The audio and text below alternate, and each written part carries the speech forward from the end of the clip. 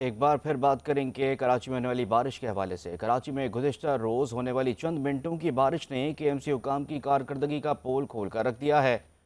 जो नाला चंद मिनट की बारिश भी बर्दाश्त न कर सका और नाले का पानी सड़क पर बहना शुरू हो गया है। तफसीलात जुनैद जावेद की रिपोर्ट। जुबली का नाला चंद मिनट की बरसात बर्दाश्त न कर सका। तेज हवाएं चली और बारिश का कतरा जमीन पर पड़ा तो नाले से पानी बाहर बहता दिखाई दिया।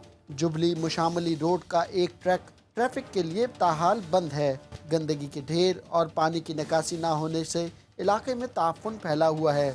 शहरी केएमसी इंतजामिया से शिकवा कर रहे हैं। ये कहना चाहते हैं बस यहाँ की सफाई वफाई करवाएं ताकि लोगों को परेशानी ना हो, जा सकें। सुबह स्कूल के बच्चों को भी परेशानी होती है, वो जाते हैं गंदे पानी से, गटर का पानी।